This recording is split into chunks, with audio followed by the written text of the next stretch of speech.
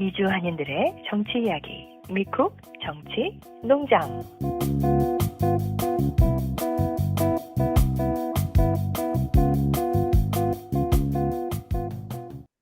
정치농장입니다. 안녕하세요. 노구리입니다. 오늘 염사열 씨 그리고 양희님, 오늘 또 특별히 유 작가님 함께 해주고 계십니다. 안녕하세요. 안녕하세요. 안녕하세요. 네, 반갑습니다. 지난 한 주간 우리나라 굉장히 핫하게 달군 소식이 그 김건희 가방이었는데요. 양희님, 이 한 주간 소식, 우리나라에 있었던 좀 굵은 소식 좀 전해주시죠. 네, 그럼 잠깐 주요 소식 읽어볼게요. 네. 윤석열 대통령의 배우자 김건희 씨가 지난해 9월 300만 원의 명품 가방을 받는 몰래 카메라 영상이 공개돼서 파장이 지금 일고 있고요. 또 대통령실은 윤석열 대통령의 배우자 김건희 씨가 현 정부 출범 후 고가의 명품 가방을 받았다는 의혹에 아무런 입장을 밝히지 않고 있습니다. 다음 소식으로는 방송통신심의위원회가 김건희 씨 명품 수수 의혹을 보도한 JTBC에 대해서 긴급 심의에 착수할 것이라고 하는데요. 윤석열 대통령 부인의 명품 가방을 선물로 받았다는 의혹에 대해서 민주당은 떳떳하다면 반환 선물 창고를 즉각 공개하라고 촉구했습니다. 반환 선물 창고가 정말 있는지 궁금해요. 그리고 국민의힘 지도부와 인요한 혁신위원 간의 갈등이 고조되고 있는데요. 국민의힘당의 혁신위원회가 해체될 수순이 아니냐는 이야기가 지금 나오고 있습니다. 김기현 대표는 총선을 위한 정치 특검을 추진할 게 아니라 반성이 우선이라고 비판했고요. 이에 대해서 이재명 대표는 예산안 처리 방해, 민생 입법 발목 잡기, 상습적인 거부권 남발, 국정을 청개구리처럼 운영했어야 되겠느냐고 지적했습니다. 이동관 방송통신위원장이 국회에서 탄핵 질서를 밟으려는 움직임이 보이자 자진 사퇴했고요. 윤석열 대통령은 후임자로 자신의 검찰 선배를 추천했습니다. 김건희 씨가 명품 가방을 선물로 받고 국정 현안과 관련한 다양한 대화를 나눴다는 사실은 대선 당시부터 문제시됐던 김건희 씨의 도덕성 논란, 선거 개입 논란의 연장선이라고 할 수 있는데요. 김건희 씨의 대국민 사과, 영부인 폐지를 언급한 윤 대통령의 공언도 무색하게 한다는 지적이 언론을 통해서 지적이 되고 있는 상황입니다. 이상 간추린 뉴스였습니다. 네, 김건희 가방이 또 핫 이슈로, 사실 그 외에도 그 국민의힘당에서 인요한 혁신위원장이랑 김기현 대표랑 뭐 갈등, 그리고 이준석과의 갈등 뭐 이런 것들도 굉장히 많은데, 지난주를 핫하게 달궜던 것은 역시 김건희 가방이 아니었나, 이런 생각이 드네요. 네, 이게 뭐 뇌물 방지법 이런 것에 관련이 되죠, 법적으로.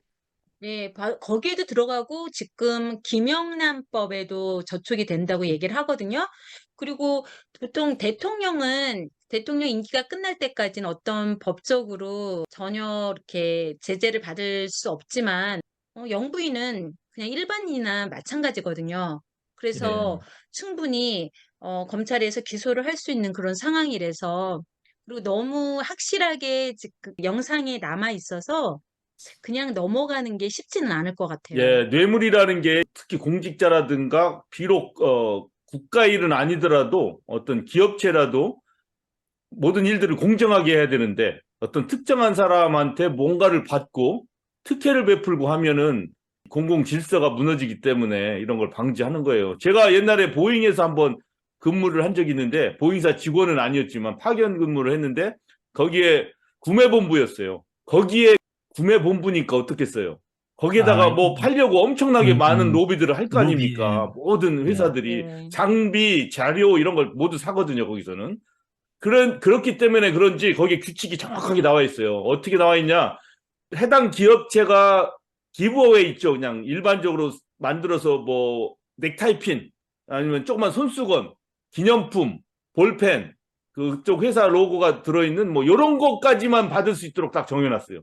그 외에는 어떤 것도 받지 못한다라고 구체적으로 적어놨어요. 그 구매본부에는. 그렇게 뇌물이라든가 특혜를 받고 하는 일들이 굉장히 경계돼야 돼요. 그게 그냥 눈 감아지게 되면 세상이 다 흐트러지죠. 맞습니다.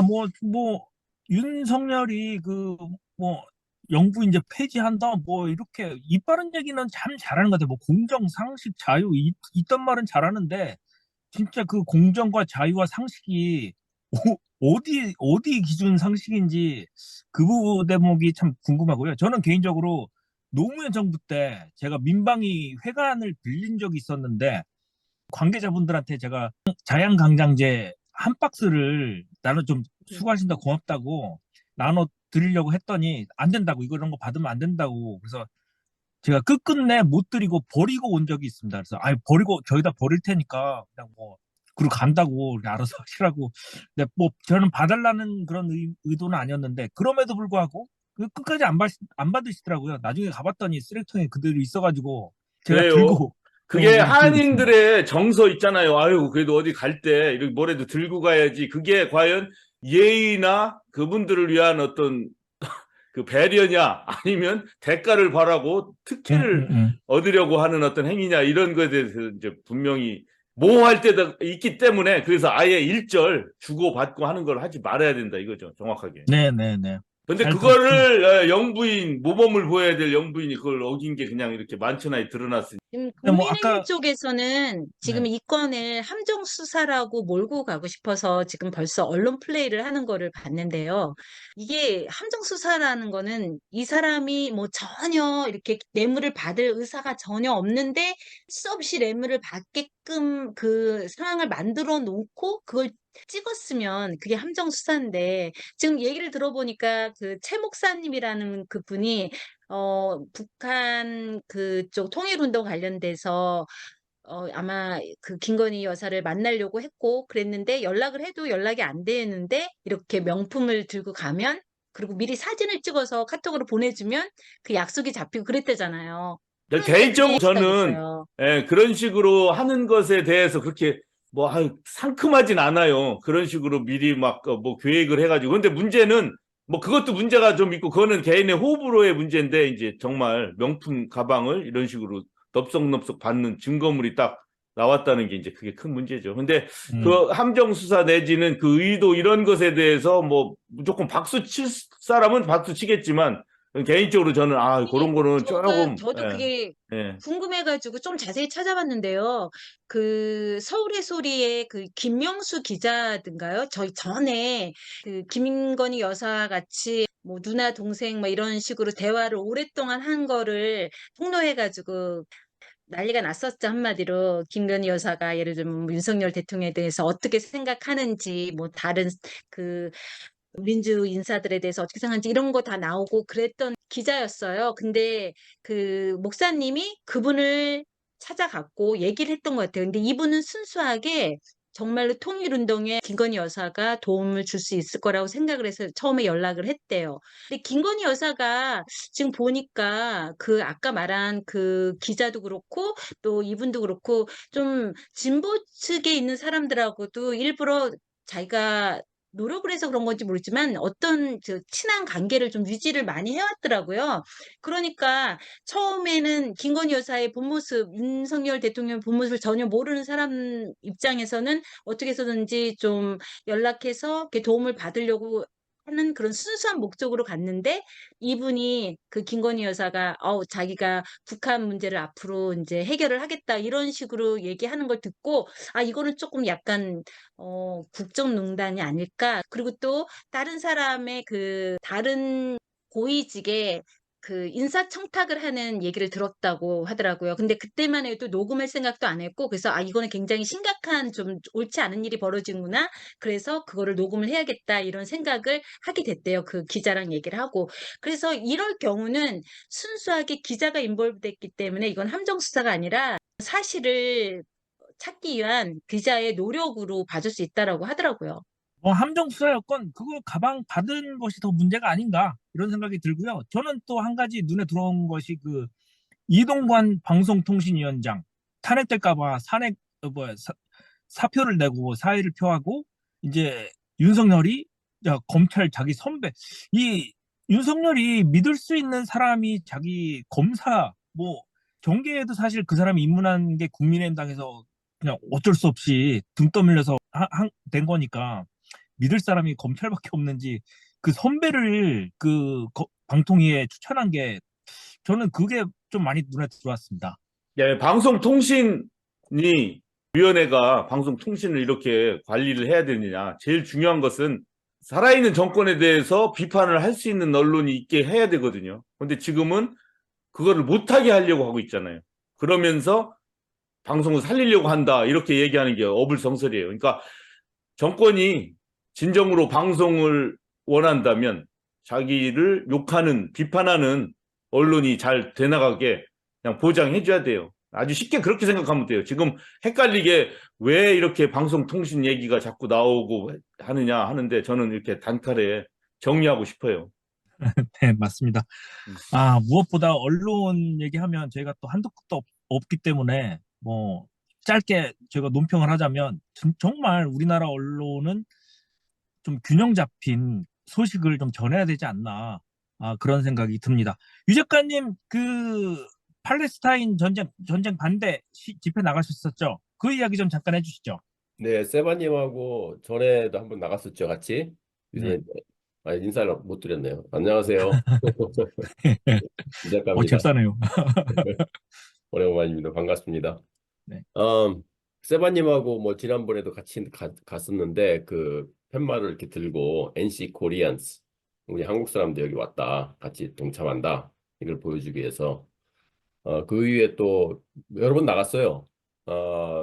이제 최근에는 그 이제 나가기 좀 전에 여기 퇴역군인의 미국의 베테란스 포 피스 평화를 위한 퇴역군인에 거기 이제 가입을 해서 이제 그분들이 그 픽업 트럭에다가 양쪽으로 시즈 파이어 그러니까 폭격을 중지하라 그런 메시지를 이렇게 준비를 했어요. 네, 또 같이 그 시위에 나가서 참여도 했고 이제 첫 번째 가서 참여를 했는데 두 번째는 그 시위대가 우리 보고 선두에 좀 서달라 그래가지고 우리 선두에 서가지고 경찰차가 앞에 이제 이렇게 있고 우리가 그다음에 시위대 그 이제 방송 차량이 그다음에 그 시위대가 그 뒤에 쭉 서가지고 이렇게 이제 행진을 했죠. 미국이 그 표현의 자유를 보장하는 그런 건 확실히 있어요. 경찰이 다 이렇게 호위를 해주니까 그런 거 있을 때 차벽으로 딱 막는 게 아니라 그걸 다 호위를 해주니까 표현의 자유 그거는 있어요. 예, 그 다음에 또 나갔을 때는 이 이제 트럭 드라이버, 이 트럭 운전하는 분이 코비드에 걸렸어요. 그래가지고 그게 이제 이 스틱 시프트인데 이게 아무나 못하는구나 운전을. 그래서 그거 할 수 있냐고 해보겠다고 그래가지고 이제 그거를 몰고 거기까지 가서 근데 이제 종을 계속 울려요. 거기 큰 종을 이거 트럭 안에다 세워놨거든요. 그 종을 울려가면서 관심을 끌게 사람들이 죽어가고 있는데 좀 이렇게 조용하면 안 되지 않냐. 그래서 종을 계속 울리는데 이제 그 사람이 필요해요. 이게 같이 운전하면서 되게 힘들어요. 스틱 시프트니까 더군다나. 아무래도. 그래가지고 이제 구했는데 이제 거기 그 오거나이저의 이제 라니아 그 마스리 뭐 이분이 있어요. 그래가지고 연락을 하니까 그 이제 코파일럿을 구해주더라고. 이 친구는 이제 멕시칸 그 다카 출신이에요. 그래요. 네, 이 지역에서 자랐어 더람. 그래가 같이 얘기도 해가면서 종 계속 울려가면서 그래서 이게 이제 뭐 여러 번 나갔는데 그 나가는 그 이유라면 근데 한국 분들도 많이 좀 봤으면 그리고 그 뭐 이제 동아시아 쪽에서도 많이 좀 인도네시아에서 많이들 참여하더라고요. 보니까 인도네시아에서 200만 명 저번에 모였다고 그렇게 네. 그리고 근데 이 지역에서는 그렇게 많이 못 봤어요. 맞아요. 그 참여하는 이유는 우리도 그 6.25 때 400만 명이 죽는 그 큰 그 아픔을 겪었고 근데 그 뿌리를 쫓아가 보면 팔레스타인도 같은 뿌리를 가지고 있잖아요. 그 뒤에는 미국 제국주의가 있으니까 그래서 어떤 그 동병상련 그런 것 때문에 나갔고 또 그 나치 때 그런 말이 있잖아요. 뉴스에 누가 잡혀갔다는 얘기가 나왔어. 근데 내일이 아니니까 가만히 있었어요. 근데 동네에 누군가 더 잡혀갔대요. 그때도 내일이 아니니 가만히 있었어. 우리 가족 중에 또 잡혀갔어. 내가 아니니까 또 가만히 있었어. 나치가 나를 잡으러 왔을 때는 나의 편에 서줄 아무도 없었다. 써줄 사람이 아무도 없었다. 그러니까 팔레스타인이 저렇게 학살을 당하고 있는데 나몰라라를 계속하면 어느 날 언젠가 우리가 6.25 때처럼 그런 또 학살을 당할 때가 올 때 누가 내 옆에 서주겠어요? 그렇지. 서줄 수 있으면 같이 서줘야지. 음. 그래서 나 갔다 왔습니다. 예, 앞으로 계속 있어요. 일주일에 한 두세 번씩 계속 있어요. 그런 행사가. 그러면 여기 랄리 지역에서 500명에서 1000명 정도 꾸준히 계속 모여요. 한 작가님이 그런 행사에 열심히 나가니까 거기서 만나는 사람들은 좀 특별하잖아요. 우리가 그동안 미국에서 직업이나 생활이나 뭐 이런 걸 통해서 만나는 것과는 완전히 다른 예, 그렇죠. 그런 자기 이익에 만남이라 나가는 사람들이 아니죠. 예, 굉장히 뜻깊겠어요. 예. 공동체의 그래서 어떤 그 따뜻한 기류? 그러니까 사람들이 그런 얘기를 해요. Full of love. 유대인들도 많이 왔거든요. 이스라엘 분들, 예. 유대인들. 이스라엘 사람이라고는 할 수는 없죠. 미국에 사는 유대인들이니까. 아, 그런가요? 예, 예. 근데 그 트럭 드라이버도 유대인이고 같이 유대인이 되게 많아요. 하간 유대인이 팔레스타인보다도 더 많다는 그런 생각이 막 들어가. 뭐 그런지 아닌지는 모르겠지만 아무튼 유대인들이 많이 공감을 해요. 그런 이제 팔레스타인 이런 그 동포의 이런 브라더후드 뭐 그런 거겠죠. 그것 때문에 나왔는데 유대인 사람들이 하는 얘기가 그러니까 이게 인류의 그런 거를 많이 느낀다고 이 시위에. 뭐, 이 작가님 말씀 들으니까 예전에 얼마 전이죠. 뭐, 이태원 참사 유가족분이 1인 시위를 계속 하시는데, 세월호 참사가 일어났을 때, 야, 이거는 남의 일이다. 뭐, 이런 마음가짐이었는데, 시위하시면서 여러분들도 저와 입장이 뒤바뀔 수 있습니다. 동참해 주십시오. 이런 구호를 제가 듣고서 참, 가슴 뭉클했던, 이게 뭔가 소수 이익 집단을 위한 것에 우리 이 민중들이 희생되는 것 같은 느낌이 들어서, 그래서 저도 가급적이면 참여하려고 노력하고 있습니다. 염석열 씨, 미국 소식도 있으시면 좀 전해주시죠. 네. 미국 소식 지금 가장 중요한 것은 뭐 아무래도 미국 대선 이야기인데 바이든이 현직 대통령으로서 당연히 재선에 도전하는 권한이 있고 그런데 이 고령이라는 것 그리고 이상하게 뭐 그 지지율이 그렇게 낮아요. 이상하게. 지금 뭐 경제 지표 같은 거는 꽤 좋은데 고용률도 좋고 인플레이션도 잘 잡히고 있고 뭐 그 트럼프 마지막 때 막 우리가 다 당황할 정도로 여러 가지 경제 문제들이 쏟아져 나올 때에 비하면 지금은 천국이잖아요. 경제적으로는 볼 때. 그런데 그렇게 좋은 경제 지표에도 불구하고 계속 이렇게 지지율이 낮아요. 그래서 설문조사를 보면은 트럼프한테도 밀리고 있고 뭐 공화당에서는 아무리 그 사법적인 문제가 있어도 공화당 대통령 후보로 지명될 확률이 아주 높죠. 너구리님이 랄리 한인회와 함께 이 미국 대선에 관해서 한인 동포들한테 좀 알려주기 위해서 정치학자를 만나고 오셨죠? 그 네. 얘기를 한번 해주세요. 뭐라고 말씀하시던가요? 예, 뭐 제가 한 4일 전에 여기 웨슬리 대학교 부교수님 닥터 제로드 켈리님을 만나서 인터뷰를 제가 촬영을 했습니다.